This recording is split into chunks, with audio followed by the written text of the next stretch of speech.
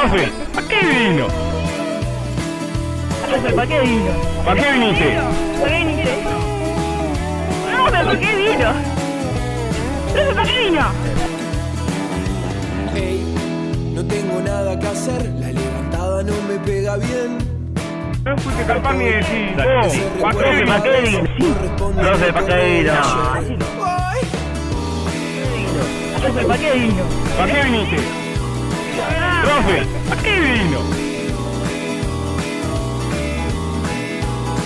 ¿Qué?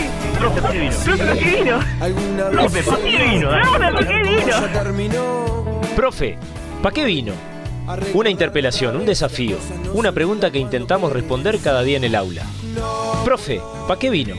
Un espacio para preguntas incómodas. Y cruel soledad.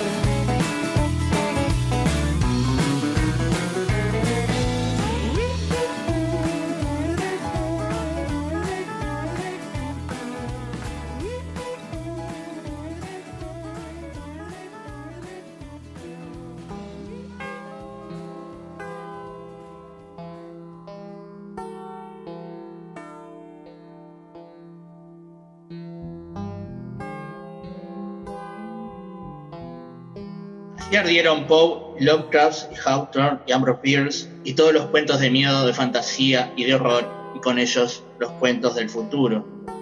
Implacablemente se dictó una ley, o no era casi nada al principio, 1950, 1960. Primero censuraron las revistas de historietas, las novelas policiales y por supuesto las películas, siempre en nombre de algo distinto, las pasiones políticas, los prejuicios religiosos, los intereses profesionales.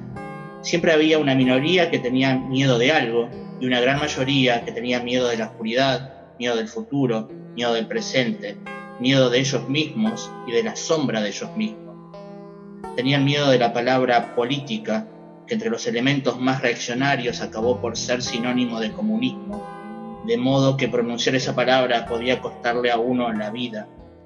Y apretando un tornillo aquí y una tuerca allá, presionando, sacudiendo, tironeando, el arte y la literatura fueron muy pronto como una gran pasta de caramelo, retorcida y aplastada, sin consistencia y sin sabor. Poco después las cámaras cinematográficas se detuvieron, los teatros quedaron a oscuras, y de las imprentas que antes inundaban el mundo con un Niágara de material de lectura, brotó una materia inofensiva e insípida como de un cuentagotas. O hasta el entretenimiento era extremista, se lo aseguro. Esto que acabo de leer es un fragmento de Usher 2, uno de los episodios de Crónicas Marcianas de Ray Bradbury, y esto viene a cuenta de este programa especial que se le ha ocurrido a Alejo grabar en el día de hoy, que no sé si tiene nombre, pero arrancó. No tiene nombre, pero ponele uno. Habíamos dicho globos y no sé qué, globos y cactus. Globos y cactus, ahí va, así se llama. De globos y de cactus, se llama. Vamos a hablar de eso, de globos y de cactus. Y capaz que aprendemos algo, y capaz que otros aprenden algo. ¿Qué tiene Alejo por ahí usted? ¿Usted tiene ahí unas grabaciones? No, la idea es, tengo unas grabaciones porque estuvimos escuchando sobre todo a un diputado que justo ahora no me sale el apellido. Cal, de Cabildo Abierto, electo por Maldonado, que dio una declaración en la Cámara de Diputados que vamos a escuchar ahora a ver qué nos dijo, digamos. Y después pasamos a analizar otras declaraciones que hizo en el mismo sentido, tratando de polemizar un poco, digamos, y tratar de después discutir un poquito más arriba del nivel de discusión que plantea él. Pero vamos a escucharlo. Es muy alarmante, señor presidente, Lo paso para que sepamos. leer un libro de cuarto año de escuela, en el cual un niño en una imagen le dice a su madre, y voy a citar textualmente las palabras: estoy harto de que seas sobreprotectora y prejuiciosa, mamá. Yo soy perfectamente capaz de decidir si mis amigos me convienen o no. Repito que esto es entregado a un niño de 9, 10 años en cuarto año de escuela en un texto. Obviamente, niños de esa edad dependen de la orientación de sus padres para tener amistades, diciéndole a los padres que ellos no tienen por qué influir en sus vidas. ¿Estamos ante un intento de anular la autoridad paterna o familiar?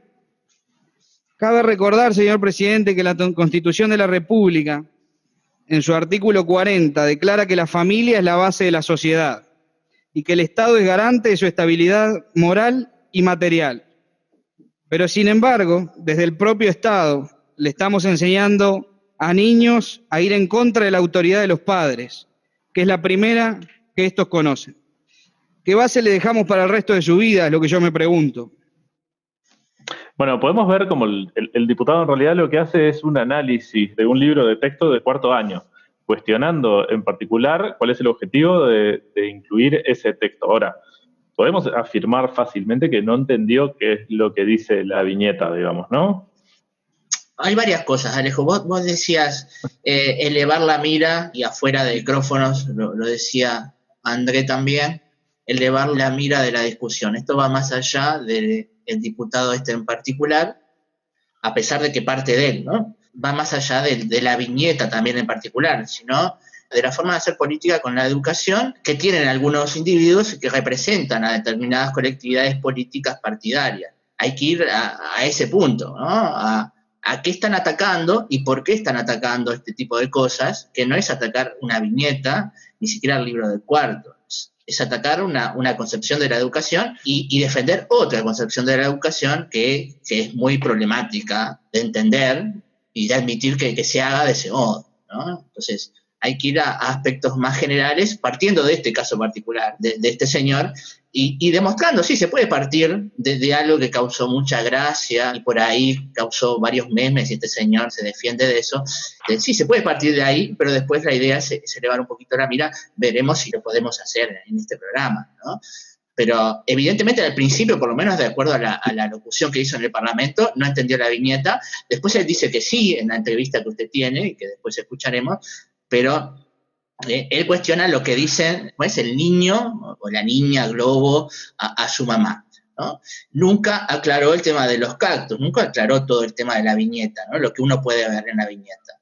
Uno tiene una mamá globo y un niño globo, que para empezar ya nos mete en un terreno de fantasía, ¿no? De creación, de imaginación. Bueno, como una mamá globo y un niño globo, ¿no? Eso no existe, ¿no? Después hay unos cactus alrededor que obviamente son una amenaza para los globos. Y si uno ve lo que le dice el niño, estoy harto de que sea sobreprotector y prejuiciosa mamá, yo soy perfectamente capaz de decidir si mis amigos me convienen o no, y lo asocia a la imagen, porque es imposible disociar las palabras de la imagen. Es una viñeta, es una historieta. A ver, tenemos que leer en su conjunto la viñeta. Entonces, lo que este señor que dice que, bueno, el Estado estaría promoviendo que los niños se rebelen a la autoridad paterna, es todo lo contrario, pero precisamente la historieta está enseñando que la mamá es la que tiene razón, que los amigos lo van a pinchar, se va a desarmar, se va a explotar el niño niña, ¿no? Entonces, el niño globo se revela en palabras, pero la mamá calladita parece tener razón, ¿no? El aspecto de los cactus ya, no solo por las espinas, sino por las bocas, muestra que son amenazantes, ¿no? Son amenazadores, ¿no? Por ahí, una primera interpretación de la viñeta, ¿no? Después habría que discutir todo el tema, o daría para muchísimo, hasta para otro programa, discutir autoridad en el ámbito familiar. ¿A qué se refieren con autoridad? Que seguramente este señor y el grupo al que representa, ¿no? Porque el señor diputado de Cabildo Abierto entienden autoridad de una manera muy militar, probablemente, incluso en el ámbito familiar. Sí, nosotros vamos a poner ahora en la pantalla, cuando esté, vamos a poner la imagen de toda la viñeta con la página entera, porque el título gigante que dice nos reímos de los prejuicios, y eso me parece que hay que como que tenerlo en cuenta. Previo a eso, hay por lo menos 2 artículos que se analizan, que son de prensa, en la que uno se habla de los prejuicios, otra es un jugador de básquetbol, creo que escribe poesía, y habla de los prejuicios. No es una cosa descolgada. Un jugador de fútbol, Agustín Lucas. Ahí va. Agustín Lucas. ¿Qué hace? Entonces, todos esos que esas hojas anteriores que vienen trabajando, la noción de prejuicio, lo que eso implica para la sociedad, lo que implica para los colectivos, todo eso después se cierra con estas viñetas que son irónicas. Es una forma de hacer humor y que los niños de 4., 5. y 6. de escuela comienzan a entender. O sea, no se puede sacar una frase descolgada de la nada, así, como si eso fuera un día la maestra y dice, bueno, hoy vamos a hablar de la relación de ustedes con sus padres. Viñeta. Eso no es así. Igual a mí me gustaría en algún momento poder pensar en qué momento se definió que la escuela tiene que ir necesariamente en favor, hacer exactamente lo que los papás y las mamás de las familias creen que es lo correcto. No sé, porque entonces cuando un papá golpea a sus hijos, ¿le vamos a enseñar que golpear a sus hijos está bien? No, porque no coincide con algunos principios más generales. Entonces, me perdí en qué parte del desarrollo de nuestra concepción de educación se entendió que la escuela debe obedecer lo que cada familia quiere. Así que, ¿qué tenemos? ¿Tantos salones de clase como alumnos tenemos? ¿Cómo hago yo para darle clase a un estudiante que vino de Siria y tiene una concepción de familia y de su vínculo interno? ¿Un estudiante que viene de Venezuela? O acá mismo, adentro, ¿no? Familias que tienen una religión u otra, o ninguna, o la misma diversidad gigantesca que hay adentro de una familia en la forma de creer las cosas. ¿Cómo vamos a atender eso en la escuela? No entendí la parte de que la escuela debe hacer lo que la familia quiere. Sí, y algunas cosas aterrizadas, como decías vos, Nidia, ni siquiera necesitamos salir fuera de frontera, ¿no? ¿Qué pasa si una familia es terraplanista? Si los padres son terraplanistas, le vamos a decir que el planeta es plano. Si la familia es antivacunas, bueno, enseñamos que no hay que vacunar. Nada, que no hay que vacunarse. Entonces, la escuela no puede ir en contra de la familia. Está bravo, nos quedamos sin programa, capaz, ¿eh? Nos quedamos sin programas en educación. Nos quedamos sin escuela. O sea, a ver, el objetivo de que haya nacido ese espacio es porque se dejó de impartir la educación en casa. Las sociedades acordaron eso, que tenía que haber una diferencia entre lo que enseña la familia y lo que se enseña en la escuela, en el colectivo social. Hablamos la otra vez de que si no es todo lo mismo. No es todo lo mismo, tiene que haber un poco de diversidad. Entonces, si ese es el acuerdo, ¿por qué después peleamos? Por supuesto, después peleamos si es lo que ahora revoleamos como los valores morales. La autoridad entendida según el criterio de andar a saber quién, la sexualidad según el criterio del que se le antoja a quién, todo, por supuesto, basado en el principio básico de autoridad. Uno decide qué es lo que el otro debe hacer. Creo no te casás con un varón, sí, claro. Si sos varón, no creo que entienden autoridad como obediencia de vida, ¿no? Exacto. Y así todos nosotros tenemos que convertirnos en obedientes. Sí, yo quiero traer una frase acá interesante que tiene que ver con lo que venimos hablando en los otros programas, ¿no? De cuál es la función social que tiene la escuela, y de lo que hablaba Dewey del encuentro en ese lugar donde se nos amplían los horizontes, ¿no? Donde se nos pone frente a un conocimiento mucho mayor que el que traemos de nuestras casas y se nos abre un montón de posibilidades a partir del contacto con ese nuevo conocimiento, con una nueva realidad, ¿no? Si nosotros vamos a la escuela y encontramos lo mismo que encontramos en casa, bueno, ¿qué sentido o qué función cumple la escuela, ¿no? Por ejemplo, acá en un libro que hoy lo voy a traer varias veces, que se llama 21 lecciones para el siglo XXI de Harari, de Yuval Noah Harari, el autor de Sapiens, una frase interesantísima dice: las cuestiones a las que no podemos responder suelen ser mucho mejores para nosotros que las respuestas que no podemos cuestionar. Repito, las cuestiones a las que no podemos responder suelen ser mucho mejores para nosotros que las respuestas que no podemos cuestionar. La escuela no viene a darnos respuestas acabadas sobre cuestiones que son respuestas que no podemos cuestionar. No, al contrario, capaz que venimos a buscar respuestas que no podemos responder. Entonces, no es función de la escuela responder dogmáticamente a algunas cuestiones, ¿no? Tomo un poco lo que decía el Rafa recién, ¿no? Él dice la palabra alarmante, ¿no? Él se alarma con estas cosas, habría que ver si se alarma con otro tipo de cosas, por ejemplo, con la pobreza, con las situaciones de inequidad, con que no se están asignando los recursos a los liceos y a las escuelas que tienen mayores dificultades. ¿Dónde están los gobernantes apoyando a aquellas escuelas donde hay muchas dificultades en esta situación del COVID? Con esas cosas no se alarma, pero se alarma con esta posibilidad de que se cuestione la autoridad familiar, ¿no? Y lo que le alarma a él es esta forma de autoridad en la cual se sustenta toda su filosofía. Su filosofía se sustenta sobre la autoridad, nada más, incuestionable, y una autoridad incuestionable. No se sostiene sobre la búsqueda de la verdad, ¿no? Sobre la búsqueda de aquello a lo cual no tenemos las respuestas acabadas. No es una actitud valiente la de él es una actitud sumisa, la sumisión de frente a una autoridad. no importa demasiado, ¿no?, si esa autoridad viola o no algunos principios morales, sino que lo importante es no cuestionar la autoridad, porque sobre la autoridad se basa la sociedad, ¿no? Esa es su filosofía de vida. El intento de anular la autoridad, eso es lo que lo alarma a él, que hay un intento de anular la autoridad. Hay distintas formas de ver la realidad y de ver la autoridad, distintas formas de ejercer la autoridad también, ¿no? Y también esto, ¿no? Él tiene, si leemos entre líneas, él tiene en su cabeza una idea de familia, que ni por asomo es el único tipo de familia que existe, ¿no? Yo creo que todos vivimos en familias totalmente distintas. Incluso, quizá en alguna familia no son los padres los que asumen la autoridad en la familia. Capaz que es una abuela, no sé, capaz que es un hermano mayor, capaz que es un funcionario del INAU el que ejerce la autoridad, no un padre. Estamos asumiendo que las familias son padres e hijos, ¿no? Sí, es todo un tema ¿no? Porque aparte es claro que él entendió que es lo que la viñeta, digamos, yo asumo que él, cuando lo dijo en el Parlamento, yo asumí que no había entendido la viñeta. Sin embargo, uno escucha otras declaraciones que hace y él entendió de qué se trataba. Sin embargo, el problema... No, yo creo que lo entendió después. Él en el Parlamento deja clarísimo que no lo entendió.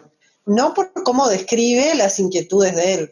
Explícitamente se le dice a un niño que vaya en contra de la autoridad. No, explícitamente se hace todo lo contrario, es una caricatura. Yo tengo la misma impresión. Que es una caricatura. Tengo la misma. Después se avivó, porque leyó todo lo que surgió, y capaz que se tomó el tiempo de leer, porque después, supongo que vas a hacer alusión al programa de radio que encontramos, él habla de una cosa posterior que viene, que es el lobo, que convirtieron el cuento de Caperucita. Otro error, nadie convirtió nada, es... No se adelante, Nidia, no se adelante. ¿Por qué? Porque ahora vamos a escuchar el audio. Vamos a pasar las grabaciones. ¿Quiere que lo deje después? Bueno. Vamos a pasar las grabaciones y irlo analizando de a poco, digamos, porque tiene mucho. Voy a pasar el audio en la entrevista donde él dice que sí entendió y yo le creo porque no soy quien para desconfiar de las personas. ¿Tá? Así que lo voy a pasar el audio y vemos. Todo se ha centrado en el lado que supuestamente yo no entendí, que yo no interpreté la imagen, y desde ese lado es que ha venido la burla. Sí. Claramente no es así. Me sorprende que por lo único que me estés pegando es por esa imagen o porque supuestamente yo no entendí la viñeta, ¿verdad? Claro. Claramente no es así. Yo con 30 años tengo perfectamente mis capacidades para interpretar esta imagen. Mi preocupación es que esté en un libro que se lo entregamos a niños de 9 años y que se lo dejemos a libre interpretación de esto. Más allá de eso, así hace una maestra adelante que le explique que nos reímos de los prejuicios, que por supuesto que el niño globo se va a pinchar. Seguramente la gran mayoría de los niños así lo entiendan. Pero a ver, me parece que estamos usando un vocabulario en esta viñeta que no fue diseñada para este libro, que además nos tuvimos que enterar por Twitter, por los tweets que subió el propio autor de la viñeta, que ni siquiera le habían pedido autorización para usar la viñeta, algo no menor. Bueno, esta fue lo que dio en un programa de radio el diputado Cal. Ahora, cuando él habla de libre interpretación, cuando él habla de, más allá de que tenga una maestra delante, cuando él se trate de plantear todas estas cosas que dice sobre que el niño lo va a leer él solo y va a interpretar él solo lo que tiene que decir, plantea un modelo de educación claramente en el cual prescinde de los docentes. Los docentes para él deben ser un problema, digamos. Además, me animo a decir, el libro no debería ser lineal, textual, debería contener sarcasmos y tiene que apuntar también hacia eso, entender lo que es la viñeta y tratar de que el estudiante pueda hacer una interpretación. Por suerte, además, existen las maestras que se toman el trabajo de trabajar el texto y explicarlo, digamos, ¿no? Más allá de, como decía Nidia, que viene trabajando el texto, es una partecita del texto, tiene otras cosas previas que viene trabajando sobre los prejuicios y demás, que los prejuicios, y capaz que, como decía el Rafa, ameritaría todo un programa entero, no siempre los prejuicios son malos y hay que valorar cada vez que que se plantea esto en discusión. Y es claro que un niño de escuela tiene que empezar a trabajar estos temas. No solamente leyendo el libro, sino trabajándolo con los demás y demás. Cosa que me parece fundamental y que él no lo tiene en cuenta.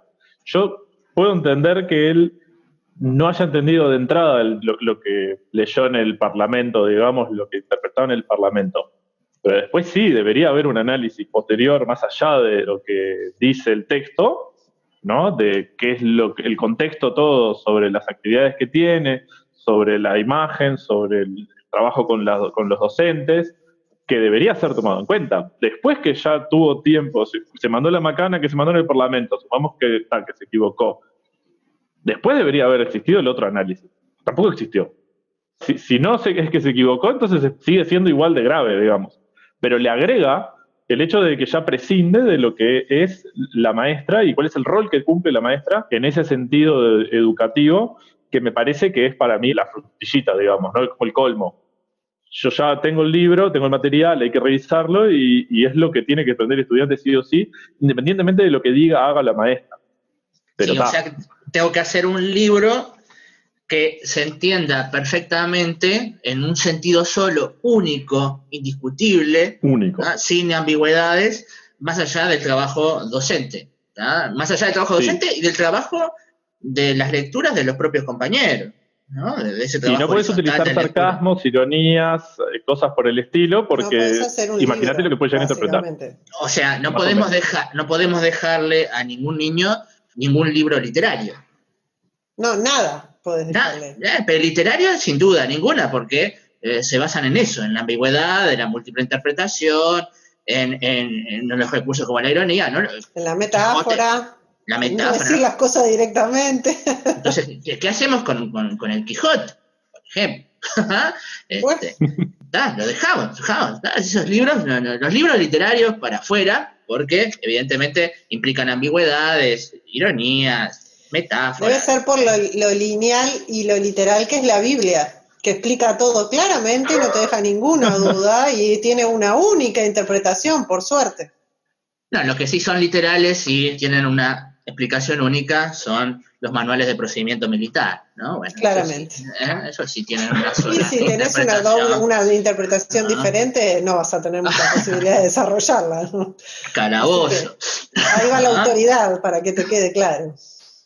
Después hay una imprecisión que Alejo no se aclaraba, que es verdad que el autor, el primero hizo ese tuit de que no sabía, que pensaba que los derechos de autor no estaban cedidos y al final tuvo que reconocer que sí, que los derechos de autor habían sido perfectamente comprados para hacer el libro, ¿no? Entonces, el diputado sigue haciendo así como alarde de falta de información enorme, una falta de información enorme, y como decía Nidia, yo tengo la impresión de que al principio en la locución en el Parlamento no tenía ni la más pálida idea de cómo era el libro, y después salió a defenderse de todas las acusaciones que recibió y las bromas y lo demás que recibió durante unos cuantos días.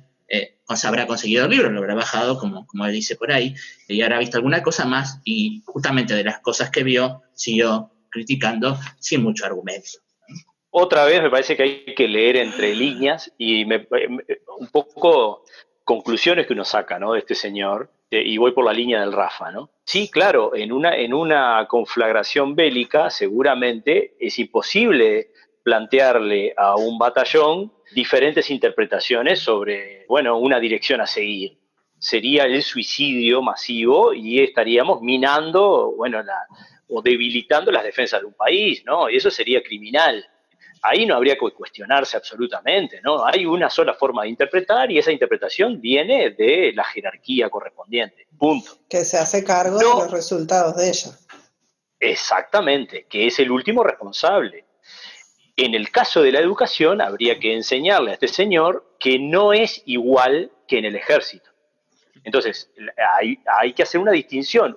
Este señor debería salir del ámbito castrense y dirigirse al ámbito de lo educativo y por lo menos ponerse en una situación de perplejidad, como dice Harari, se ve que lo estoy leyendo mucho últimamente, y estar mucho más proclive al aprendizaje, ponerse más disponible a aprender. Si uno cree que sabe mucho, no está disponible al aprendizaje. Y generalmente cuando uno reacciona rápidamente frente a sus dogmas y a sus principios muy arraigados, comete este tipo de errores. Entonces lo primero que uno tiene que, cuando tiene dudas, se ve que este señor nunca le tuvo dudas, lo primero que uno tiene que hacer es consultar. Hay acá una ingenuidad terrible al pensar que la maestra y sus formas de pensar y sus formas de sentir no influyen. También hemos hablado de estos temas en los programas del profe Paquevino, ¿no? Cuando hablamos de laicidad, hemos dicho infinidad de veces que no existe, que lo que sí existe es honestidad, que uno puede ser claro en cuál es su postura frente a determinados temas, y ahí uno sería mucho más honesto que encubrir su forma de pensar y guiar a quienes están allí hacia su opinión, ¿no? Es mucho más honesto decir, miren, yo opino esto, pero es cuestionable y es discutible. Y así entonces también disponer a la gente a un pensamiento más crítico, que es uno de los objetivos de la educación, tener pensamiento crítico, ¿no? No así de la educación militar. Por eso a veces también hemos criticado que la educación policial militar esté en el mismo organismo, digamos, de la educación en general, ¿no? No tiene nada que ver una cosa con la otra, ni tampoco opinar en estos ámbitos. Y hay otra cosa acá que es una discusión que viene de hace tiempo y que lo traen de nuevo en esta caja de Pandora, que es ese programa de radio que escuchamos, porque ahí sale cualquier cosa, y hay una cuestión con esta noción de que la ideología es un cuco malévolo, ¿no? Y también me haría falta Tilio acá para que me ayudara a entender en el periodo de en qué momento de la historia algo que era valioso, que era tener ideas sobre las cosas, pensarlas, cuestionarse y asumir una postura, argumentar a favor de una postura y en contra de otras, poder discutir sin que eso implique el enfrentamiento o la no tolerancia de otros. Es casi imposible pensar una persona sin ideas. De hecho, la noción de ser alguien que no tiene idea de nada ya es una forma de ideología. Es como esa especie de... Y se ha convertido además en sinónimo de comunista. Sacaron aquel cuco que se les gastó del comunista colorado, rojo, que iba a venir y se iba a llevar a todos los niños, y lo convirtieron en las lesbianas y los gays y los que tienen ideología, ¿no? Es tremendo. Lo que hicieron fue sacarle el disfraz al enemigo inventado ese y se convirtió en una cosa que no es negativa. Cargaron la palabra ideología de todo lo negativo, ser enemigo, ¿no? Bueno, es típico de la posmodernidad, ¿no? Podríamos hacer lugar de Atilio, pero es típico de la posmodernidad, todo esto del fin de los metarrelatos y el relativismo de que todas las ideas valen por igual. Entonces... No, pero es que no es que todas las ideas valen por igual. Ahora lo que vale es no tener ideas. Bueno, o sea, la gente defiende un argumento diciendo yo no tengo ninguna idea. Yo no tengo ideología. ¿Y entonces para qué estamos hablando? Si vos no tenés ninguna idea, armate de uno y discutimos. Claro, ¿de qué sustentás lo que opinás? Digo, vos no tenés ninguna, yo tengo. Claro. Es como, porque ni siquiera es y ahora todas las ideologías valen. No es todas las ideologías. Ahora lo que vale es no ser nada. Eso es ideológico. Eso implica valentía, ¿no? La valentía no es un valor que esté muy defendido últimamente, ¿no? Bueno, depende de qué... Más vale esconderse. Depende de qué valentía, ¿no? Depende de valentía. Ahí va, sí. Si es en el fútbol, si es que te lesionaste en la tribuna. La cabeza... No, si te partiste la cabeza y te vendás la cabeza y volvés a entrar a la cancha... también. ¿No? Esa sí, ¿no? Esa camisetera. Esa heroicidad al pedo. Si sos profesor y trabajás 45.000 horas más, sos un héroe de la sociedad. Ahí va. Si te quedás en casa, sos un héroe. Eso es valentía. Quedarse en casa. ¿Más cosas Alejo de este segundo audio o vamos a un tercero? Vamos al tercero y vemos. El vocabulario que usa a mí realmente me parece muy desagradable para enseñárselo, sea como un chiste, una broma o lo que sea, a un niño de 9 años. ¿No se imagina un niño de 9 años hablándole a su madre en un tono de estoy harto de que sea sobreprotectora y prejuiciosa? A mí la verdad que no me parece, sea un chiste, sea una ironía, sea lo que sea. Yo quiero saber también cómo interpreta esta imagen, por ejemplo, ya que estamos hablando de esta viñeta, ¿cómo la puede llegar a interpretar un niño que puede tener TEA o que puede tener algún problema de aprendizaje que va a usar el mismo manual? Digo, a ver, es toda una tergiversación que se hace en este libro de principio a fin. Yo de este audio dudé sin pasarlo, porque es muy similar al anterior, ¿no? Es decir, tiene detallecitos que hay que tener en cuenta, porque yo insisto que no es por pegarle a este tipo, que lo decíamos antes del programa, no es que estemos en contra de esta persona, es sobre la idea de esta persona. Yo esto de que se le pega a los docentes es algo general, que es algo que es político, que hay una intencionalidad atrás de desoír todo lo que tenga que ver y de eliminar lo que es la figura del docente, que no es menor. Cuando dice explícitamente, yo quiero ver cómo, más allá de lo del vocabulario, que eso se lo dejo al Rafa que hable del vocabulario, pero cuando dice, yo no sé cómo lo interpreta un estudiante que tiene TEA, bueno, yo no sé cómo lo enfrentaría. No sé cómo enfrentaría, no sé si te daría este texto tampoco, pero cuando tenga un estudiante que tenga TEA, veré cómo hago. Asumo que tengo la libertad de cátedra para después ir, informarme, averiguar cómo es, ¿no? Supongamos que no sé nada de TEA, pero asumo también que tengo la libertad de profesionalismo, la libertad de cátedra que está siendo atacada constantemente para poder después tomar una postura sobre esto y decidir cómo lo voy a trabajar. Capaz que decido no trabajar este texto y decido trabajar con otro, pero eso es algo que no es que me den el libro y que sea palabra santa, ¿no? Que es lo que hay que cuestionar. El libro hace referencia explícitamente a cuestionar las cosas que creemos por prejuicios y demás, y este tipo cae en todos los lugares comunes que se le ocurren a alguien que cumple con todos los prejuicios y muestra todos los prejuicios. Y otra vez lo repito, no es por pegarle a él, es porque es un discurso que está puesto arriba de la mesa, que incluye, digamos, algunos sectores políticos, algunos sectores privados, en donde en realidad lo que se quiere es tratar de incidir en qué es lo que ocurre dentro del aula, porque tengo miedo de que adoctrinen a los niños con cuestiones ideológicas que no hay que tocar. Mire cuán peligroso es esto que está diciendo usted, ¿no? Y cómo ataca a las libertades, ¿no? A la libertad de expresión y a la libertad de comunicación. Si no le podemos dejar al niño nada que algunos adultos con autoridad consideran que pueden malinterpretar, este señor va a tener que revisar las grillas de los programas de televisión.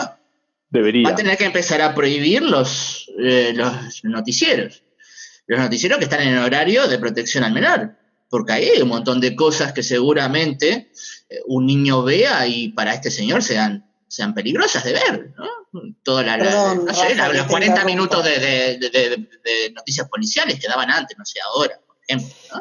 El ejemplo de eso fue el niño que dijo que él no iba a la escuela rural porque tenía miedo de asesinar a su abuelo contagiándolo de COVID-19. Si eso no es haber interpretado mal una información y el nivel de mal, ¿no? Porque, a ver, que un niño tenga la percepción de que es su responsabilidad, que él puede matar a su abuelo, tal vez es un poco más complejo que ver un globo y un atún. Hay toda una cuestión que tiene que ver con la lectura colectiva de las cosas que este señor deja de lado, ¿no? Lo decía Alejo hoy, bueno, está el papel de los docentes ayudando en la lectura, el papel de los padres, el papel de la familia, que si no lo tenemos en cuenta, no existe nada se podría ser comunicable, observable y todo lo demás. Entonces, no podemos dejar que vea ni siquiera Buscando a Nemo solo, ¿no? Porque puede interpretar quién sabe qué cosa, que tiene que tirarse al agua para buscar a su padre, yo qué sé, ¿no? Entonces, hay un nivel muy básico de lectura de este señor, de lectura de la sociedad, no solo de lectura de las viñetas, ¿no? De lectura de cómo funciona la familia y la sociedad en general, ¿no? Claro, que él apunta a otra cosa, ¿no? Que ya lo dijimos hoy, de que haya una lectura única y autoritaria, eso parece que es lo que está defendiendo este señor, bueno, una lectura única de las cosas y que provenga de determinada autoridad, y una autoridad que defienda determinados valores que este señor representa, ¿no? por ahí va el asunto. Después dice el lenguaje, ¿no? Si le dejamos este lenguaje, si a mí un niño de 9 años usa este tipo de palabras para hablar conmigo, yo lo aplaudo y le pongo un 12. Un niño de 9 años que diga harto, sobreprotectora, prejuiciosa, ¿tá? Pero con este nivel de lenguaje, aprobado, 12, pasa quinto en cuarto año, ¿no? Ojalá muchos adultos manejaran este tipo de lenguaje también, ¿no? Entonces, lo que está criticando de las palabras también carece de todo sentido. Hay un lenguaje que es muy cuidado, primero no hay insultos ahí ni nada que se le parezca, ¿no? Todo lo contrario, ¿no? Los niños de 9 años seguramente en una discusión con un padre dirían alguna otra cosa que está muy lejos de esto que aparece acá, ¿no? Entonces, con levedad podrido podría ser una palabra. Con levedad, podrido. Claro, conmigo. ¿Ah? Sí, claro. De rompehuevo para arriba. Claro. Y desearía que la madre se fuera a algún lado, seguramente. Entonces, ¿de qué está hablando este señor con respecto al lenguaje? ¿Qué capacidad pedagógica? ¿No? Que le dijo te odio al papá. ¿Con qué capacidad pedagógica hace este juicio de valor sobre el lenguaje empleado en la viñeta y sobre la posibilidad de que este texto esté frente a los ojos de un alumno con TEA? ¿Desde qué lugar está hablando pedagógicamente este señor? ¿De qué conocimiento pedagógico se está hablando? ¿No? De nada, del lugar común, desde el que tira para ver qué acierta y ver qué recoge, ¿no? Y seguramente recoge mucho, ¿no? Recoge mucho a los lugares donde tira estos discursos. Yo lo que creo es que ahí hay como varias cosas peligrosas, ¿no? Una, esto que ha pasado, que ahora todo el mundo puede hablar de educación, como si fuera aquello de a cómo agrupamos los jugadores en la cancha y cómo define el juez. Bueno, lo mismo. Yo no puedo cuestionar cómo se construye un edificio y cuál es el criterio del arquitecto, aun cuando muchas veces le erran y los edificios están mal. Bueno, en la educación parece que cualquiera puede decir cualquier cosa. Y además esto de que se ha vuelto el enemigo lleva a que este señor que habla de tergiversar, o sea, cuando vos no tenés cero noción de pedagogía o de cómo funciona el tema de los estudiantes con alguna forma de discapacidad dentro de un salón, etcétera, cuando todo eso pasa, vos no puedes decir que solo el manual va a influir, diciendo, como dice Alejo, que se desconoce el lugar del docente. Eso es tergiversar. A mí me encantaría que leyera la definición de la palabra tergiversar. Tergiversar es lo que él hace, que convierte todo una cosa que está en un contexto específico a cargo de un profesional preparado para eso, al cual debería reconocérsele el rol, ¿no? Porque si no, ¿qué vamos? Yo voy a ir al médico y me voy a agarrar a las puteadas porque voy a cuestionarle cada una de sus decisiones. No, hay un lenguaje, Correa. Perdón. No está usando el lenguaje que al diputado le gusta. Es que yo vi muchas veces Nemo y otros dibujitos que se pelean los papás y se dicen te odio y cosas así. Entonces yo quedé mal, trastornada quedé. No se me haga la niña, Nemo. Usted vio las primeras ediciones de Walt Disney. No, querido, pasé años mirando aquellos en blanco y negro de Mickey Mouse. Buscando a Nemo. No te olvidas que yo soy madre. ¿Sabes todos los dibujitos que mirás? Y le deja ver esa porquería. Así le salen sus niños. Así le salen sus niños que le deja ver esa porquería. Yo tengo la sensación, sinceramente, de que en realidad, si más allá del lenguaje, más allá de la viñeta, más allá de todo, que él hubiese encontrado otro argumento igual para cuestionar lo que es el trabajo docente, digamos, ¿no? ¿Qué es lo que se hace en el aula? Cumpliendo con el hecho de que él pretende promover únicamente, además, su punto de vista, o que algunas personas pretenden promover especialmente su punto de vista, y voy a pasar un audio que habla sobre el lobo, Caperucita Roja y el lobo feroz. ¿Usted sabe cómo se llama la historieta de Caperucita Roja en este libro? Esto ya es para reírse, ¿no? ¿Cómo se llama? El lobo calumniado. Sí, eso, mire, a nivel personal, mi hijo me vino a comentar que le hicieron estudiar el lobo calumniado. O sea, poniendo de víctima, en realidad, un cuento de generación en generación que ha pasado, y ahora se intenta victimizar al lobo, en realidad. Sí, es que que todo se basa en eso acá, en este libro. Nidia, te cedo la palabra. Bueno, primero, el todo categórico, todo se basa en eso, en este libro, es una cosa grandiosa. Si todo fuera así de categórico en educación, estaríamos en el horno. No se puede lanzar una afirmación así, todo es así en este libro. Una cosa, sobre todo del lugar que está ocupando, de un legislador, opina, no. En primer lugar, esa historieta que yo adelantaba, en realidad no habla no convirtió en víctima al lobo, sino que lo que hace es mostrar las dos posibles caras de una historia. Está el lobo contando su versión de la historia de Caperucita, y a continuación, parte que se ve que el señor no leyó, y el periodista, que es el periodista más autorreferencial que escuché en mi vida, también.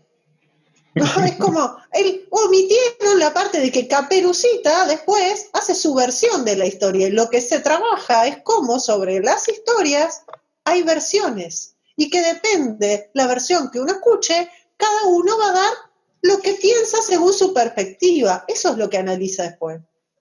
O sea, esa afirmación de todo es así en este libro cae a la página siguiente, que se ve que el señor, que dice que lo imprimió todo, no la leyó. Esa parte se la olvidó. Es todo tan increíble, además, opinar con esa liviandad de la educación.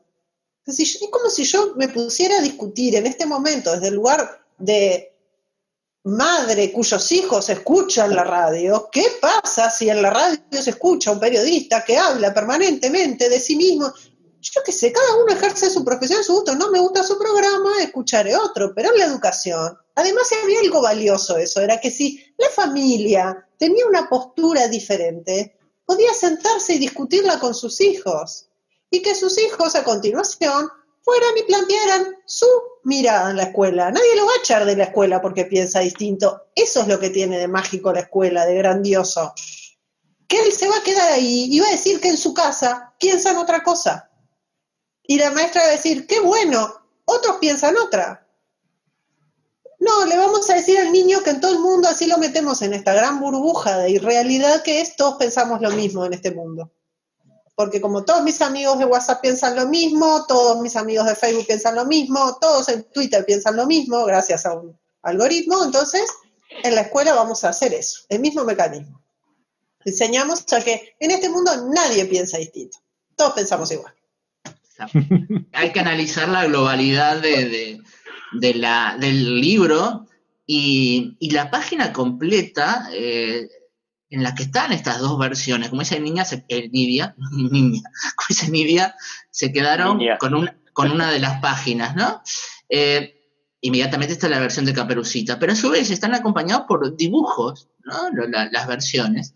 En una se presenta a un lobo vestido como de jardinero, con un balde, una escoba, ha barrido, ha limpiado, y una Caperucita que tiene una cara realmente maléfica, sacando la lengua hacia el costado y cortando flores con un cuchillo, ¿no? Haciendo destrozos en un jardín, mientras la cara del lobo es de asombro, de consternación, ¿no? En la otra historieta, en la otra historia, en la versión de Caperucita, Caperucita tiene cara de asustada, va con su canastita habitual, la versión tradicional, ¿no?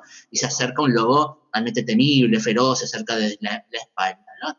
Están las dos versiones acompañadas de sus dibujos, y cada uno obviamente da una versión totalmente distinta de la historia. Y hay que ir, decíamos, a la generalidad de estas posturas de este señor que representa a unos cuantos, ¿no? Por ahí Nidia lo estaba diciendo, lo que se está defendiendo es una versión única de la historia, ¿no?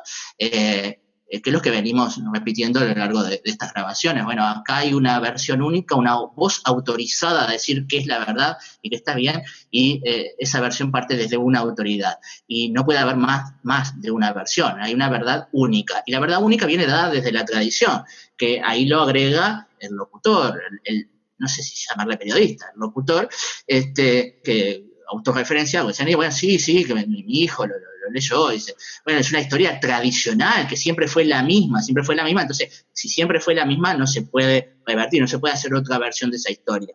Yo me pregunto, hoy decía, ¿qué pasa con el Quijote de la Mancha? Los caballeros de las novelas de caballería eran jóvenes, apuestos, defendían determinados ideales que tenían que ver con la cristiandad, buscaban una amada ideal que tenía tales y cuales características.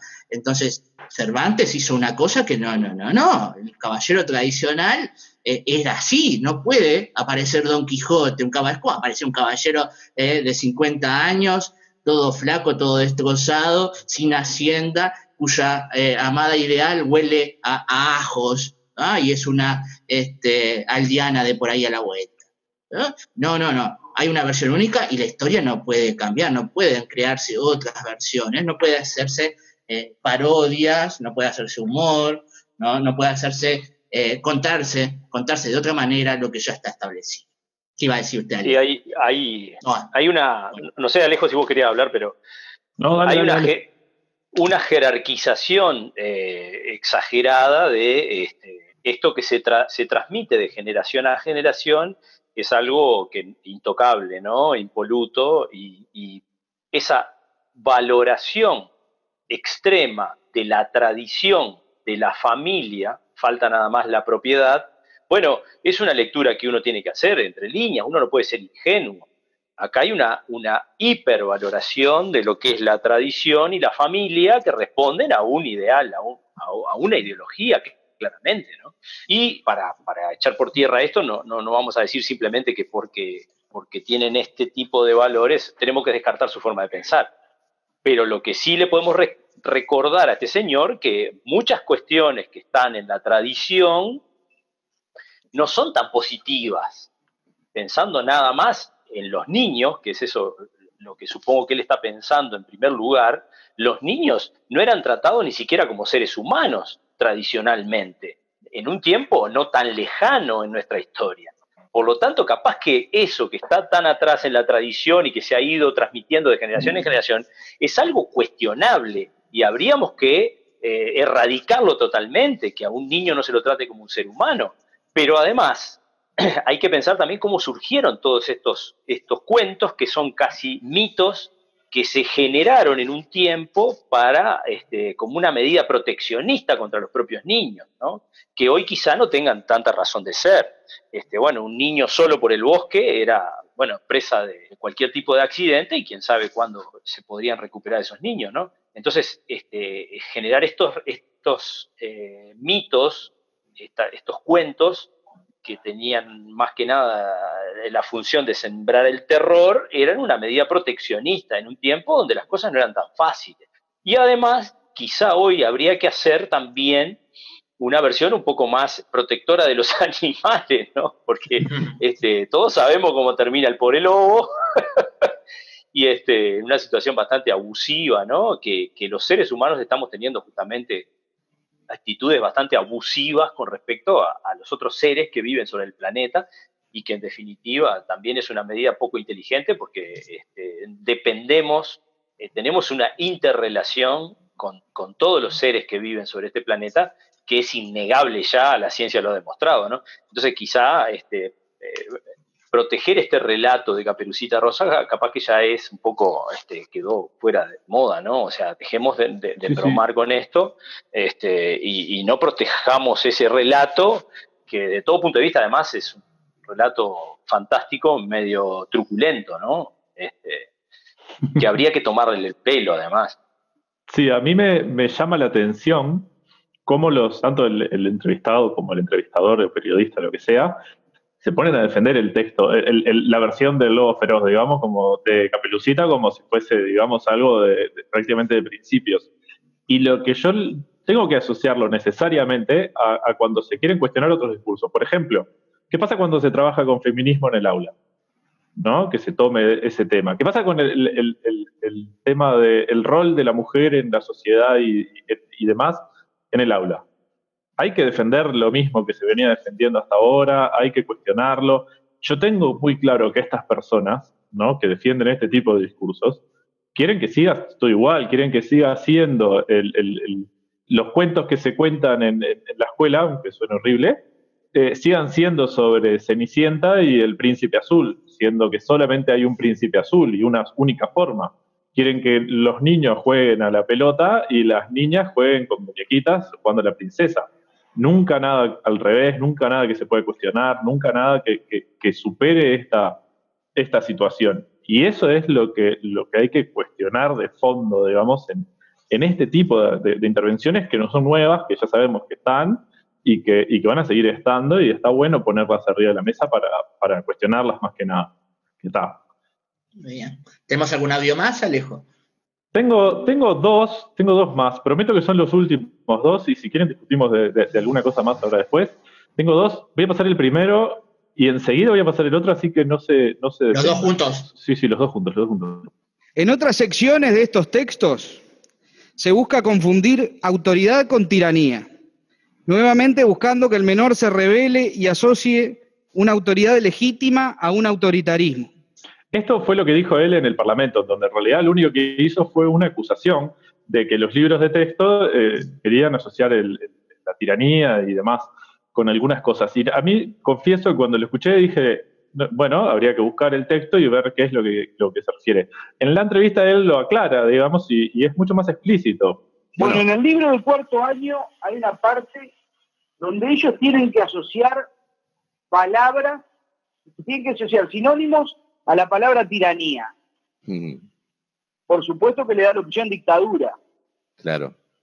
No sé si lo habías visto a eso. No. No me quiero ni imaginar. Quiero tener ese libro para poder analizarlo.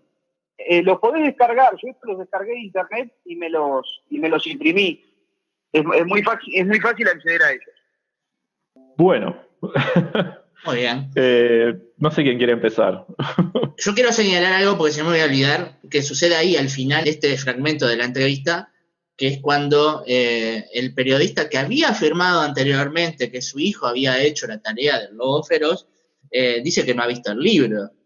Entonces, vieron la ausencia del padre ayudando en la lectura del hijo del libro. Bueno, ahí tienen un eje. El padre ni siquiera conoce el libro que su hijo está leyendo. ¿Ah? Y opina sobre él, ¿no? ¿Qué es lo que lo asombra a este señor de que tengan dentro de las palabras asociar tiranía, y que una de las posibilidades de asociar tiranía, de las palabras que se puede asociar a la palabra tiranía, sea dictadura? Porque en vez de dictadura había que poner Cuba.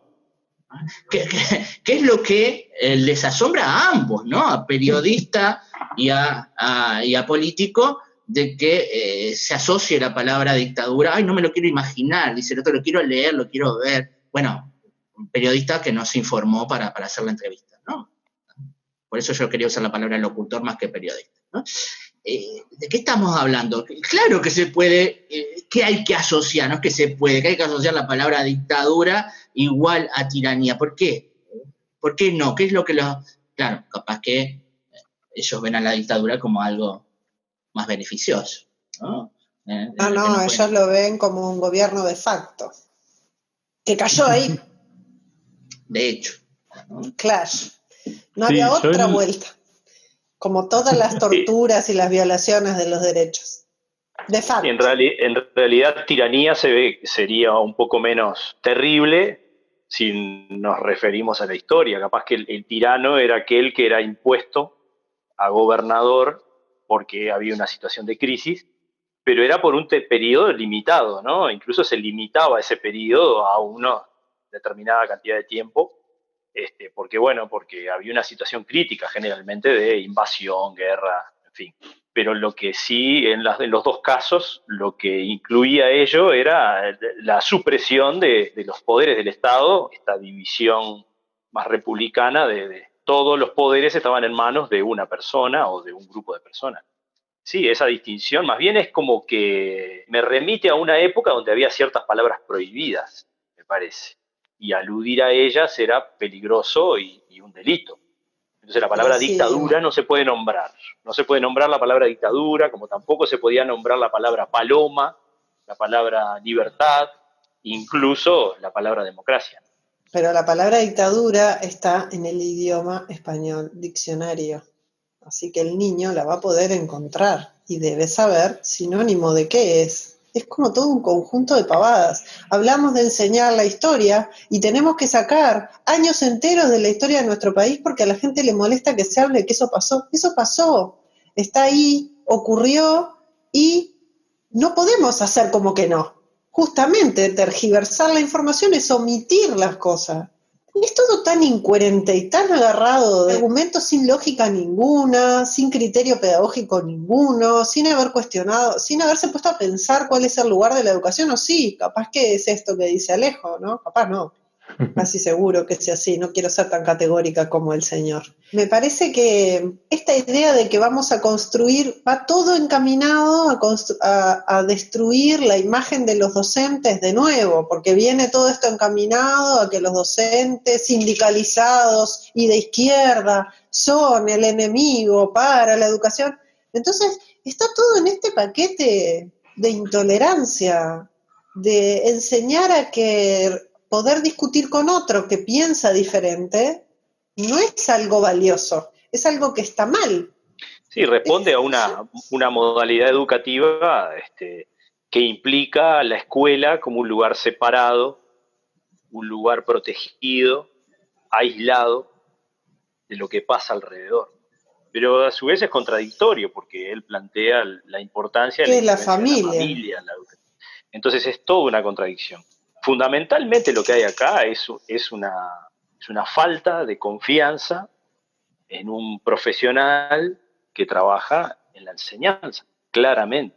No hay confianza y esa confianza me parece que se ha perdido a partir de muchos discursos, de mucha acumulación de discursos en todos los tiempos, ¿no? Pero últimamente me parece que ha habido una mayor acumulación de discursos minando esa confianza que quizá hace algunas décadas se tenían. Es la tiranía de la palabra, ¿no? Así que tanto no le gusta al señor la tiranía y el autoritarismo. Pero en realidad es eso, es un tirano que tiene que definir qué es lo que parece a su criterio que es correcto y debe ser así para todos, y todos los demás debemos obedecer. De nuevo, es esta mirada que estuvimos hablando empresarial de la educación, ¿no? Hay un jefe que manda y tú, empleado, debes hacer esto. No hay una mirada que tenga que ver con lo pedagógico, que tenga que ver con la noción de futuro de nuestra sociedad, de colectivo, de que es capaz de revisarse y cuestionarse y tiene espacios que permiten eso. No es ninguna de esas cosas. Es todo lo contrario. Es el supermercado y los niños, ¿no?, que van ahí, consumen lo que un manual dice y alguien que lo que hace es mediar entre medio. Nada más. Y debe ser sumiso, por supuesto, ¿no? Y un manual muy directo, ¿no? Por supuesto, por supuesto. Sí, sin duda. Que va a ser y esto de la conservación. ¿no? Claro. Esto de la conservación, conservar lo tradicional, ¿no? La falta de valentía en ir en busca de algo distinto, ¿no? De contestarnos esas preguntas que no tienen respuesta, ¿no? De siempre dar una respuesta a esas preguntas que... No, pero además pretender que las nuevas generaciones no sean capaces de cuestionar. O sea, todo lo amoroso que tiene la educación, porque vos te tenés que poder correr de un lado y asumir que no lo controlas todo, que las nuevas generaciones pueden hacer de eso lo que a ellas les parezca, le restás todo eso que es valioso. Entonces, ¿para qué van a la escuela? Ahí es cuando no, bueno, entonces escribirle una tareita en una computadora es lo mismo que tener una clase, y todos sabemos que no. O sea, todo lo que es importante y valioso de ese momento que se ha venido construyendo a lo largo de la historia se tira por el análisis de... Es insólito, y lo que es más insólito... Este señor en 1811 hubiera defendido la monarquía española, obviamente. Por supuesto, y la guillotina. O sea, y lo bueno que es que los niños vayan a ver a los ahorcados. Es que estos señores que se proclaman artiguistas seguramente hubieran estado al lado de la monarquía española para que defender los valores tradicionales y que claramente. Ya está escrito. Entonces, hoy defienden Artigas, en el pasado seguramente hubieran estado con el rey Fernando VII. Esto trae el tema de la laicidad, que hemos dedicado miles y miles de programas, y del que podríamos seguir hablando, ¿no? Yo, por mi parte, me gustaría citar a Émile Paulat, francés, que es católico, ¿no? Era católico, el sociólogo, el historiador. Una historia muy interesante, ¿no? Porque venía de una familia de católicos muy, muy arraigada, se hizo sacerdote, pero dentro de una orden de sacerdotes obreros, que fue condenada por el Papa Pío XII y renunció, ¿no? Renunció al sacerdocio y se casó después de eso, y fue un gran historiador francés, y una de las cosas que estudió es el concepto de laicidad, ¿no? Él dijo en algún momento esto: expreso aquí mi convicción profunda, anclada en una larga reflexión y en la experiencia de toda una vida. La laicidad no es todo al César, nada a Dios, ni siquiera todo al hombre, nada a Dios, sino todo a la conciencia y a la libertad de los hombres, llamados a vivir juntos a pesar de todo lo que les separa, opone o divide. Repito esa última parte, ¿no? Todo a la conciencia y a la libertad, entonces, de los seres humanos, llamados a vivir juntos a pesar de todo lo que les separa, opone o divide. En otro lugar, en una entrevista, decía algo similar, a ver si lo encuentro por acá: la laicidad es la matriz de una civilización en la que aprenden a cohabitar individuos y pueblos de convicciones distintas, aún incompatibles. La laicidad es la convivencia de lo distinto, ¿no? De lo diverso y hasta de aquello que parece incompatible. Es eso que nos enseña a aceptar que hay distintas versiones para cada historia, distintas formas de ver las cosas, aunque parezcan incompatibles. Sí, justamente la escuela es el lugar donde se encuentran esas diversas opiniones y formas de ver la vida, de cosmología. Ahí es en la escuela donde se echa todo y se revuelve, ¿no? Eso somos. No somos todos iguales ni pensamos todos iguales, por suerte, ¿no? Y en esa discusión es donde salen las mejores cosas. Alejo. Yo, una cosa, digamos, para agregar, ¿no? Porque esto es, más allá de esta situación, digamos, con este discurso ahora, uno tiene que analizar también qué es lo que está llevando adelante el gobierno actual y las fuerzas políticas que están en este momento en el gobierno, y ver qué es lo que promueven, ¿no? Que es algo que hay que discutir. Por ejemplo, estaría interesante ver que en la LUC se plantea un observatorio o plan de fortalecimiento de la calidad educativa, que parte de lo que va a hacer es analizar qué es lo que están haciendo los docentes, cómo están dando clase, y tratar de incidir y definir, hacer una evaluación, una valoración. Eso me parece que es grave cuando lo que tenemos es que cuestionan este tipo de manifestaciones, este tipo de lógicas y demás. Y después, por ejemplo, y claro, no es el único ejemplo, ¿no? que tenemos. Hay una ley planteada de supuesta educación sexual y reproductiva, no sé cuánto, que plantea que estas cosas, para enseñarlas, hay que pedirle permiso a los padres para enseñar algunas cuestiones sobre educación sexual y reproductiva, en donde hay que explicitar exactamente qué es lo que se va a decir, cuáles son los libros, y si el padre no está de acuerdo, hay que cambiar eso que se va a decir y enseñar, o por lo menos eximir al estudiante de concurrir a esa clase. Con lo cual eso implica que al estudiante le estamos quitando la posibilidad de ver una postura que tiene que ver con este tema. ¿Qué hacemos en la clase de historia después? Cuando tengan que ver los estudiantes lo que decía Nidia sobre dictadura. Eso también vamos a empezar a hacer lo mismo, vamos a tener que decirle a los padres exactamente qué libros vamos a utilizar y demás.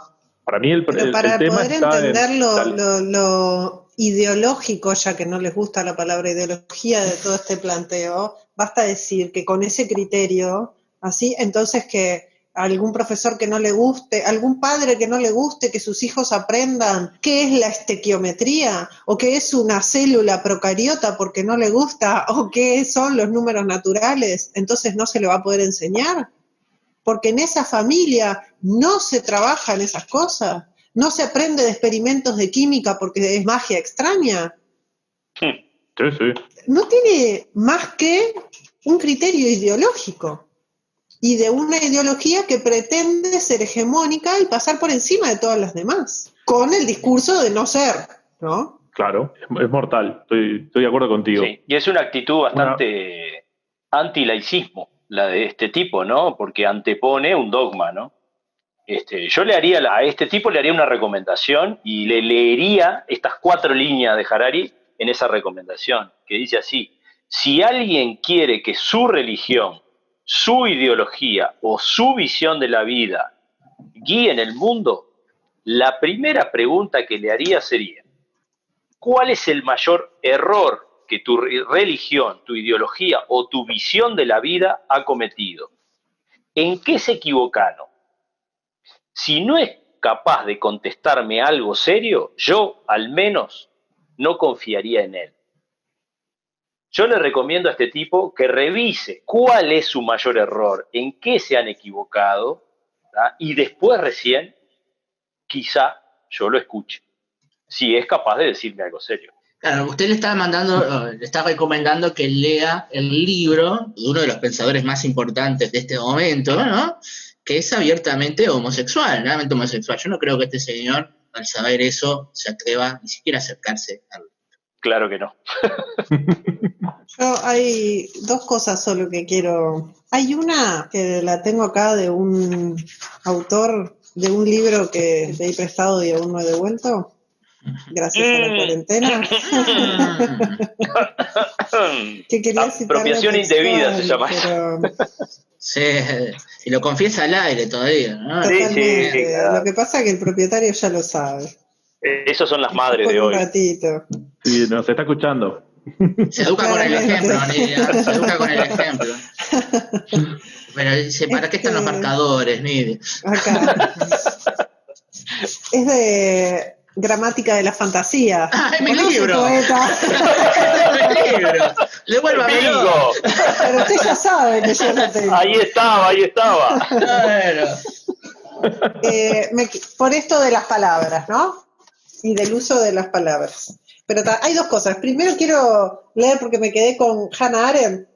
Hannah Arendt habla de la educación y dice algo como esto, que la educación es el punto en el cual decidimos si amamos al mundo lo suficiente como para asumir una responsabilidad por él y de esa manera salvarlo de la ruina inevitable que sobrevendría si no apareciera lo nuevo, lo joven, ¿no? O sea, como un acto de amor al mundo. Y la educación también es donde decidimos si amamos lo suficiente a nuestros niños como para no expulsarlos de nuestro mundo y dejarlos librados a sus propios recursos, ni robarles de las manos la posibilidad de llevar a cabo algo nuevo, algo común. Me parece que eso de Hannah Arendt da espacio para que este hombre haga silencio y se ponga a leer. Después, pero las palabras, y creo que es como grandioso este hombre, ¿no? Todos los usos de las palabras para todos. Ese, dice él, me parece un lema bueno y con agradable sonido democrático. No para que todos sean artistas, poetas, escritores, agregaría yo, sino para que nadie sea esclavo. Así que capaz que tienen que saber qué es dictadura. Muy bien, excelente. Muy bien. Qué buen libro ese, Nidia.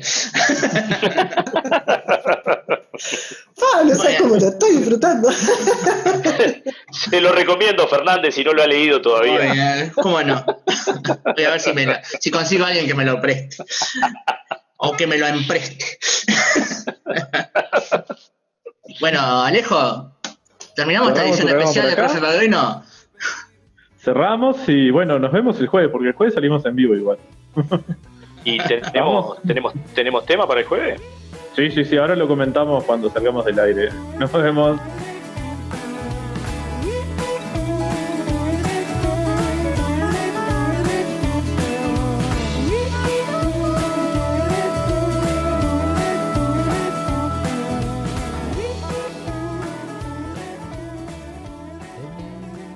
Entre los labios levemente lila de aquella muchacha desolada, aprendí la canción del desamparo. En la oreja azul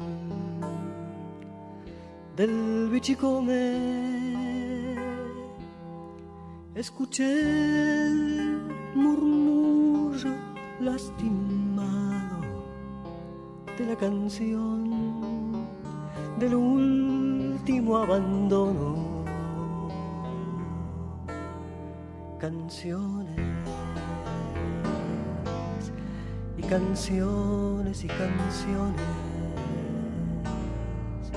mi dentadura tristeció con ellas y mi garganta se amigó con ella.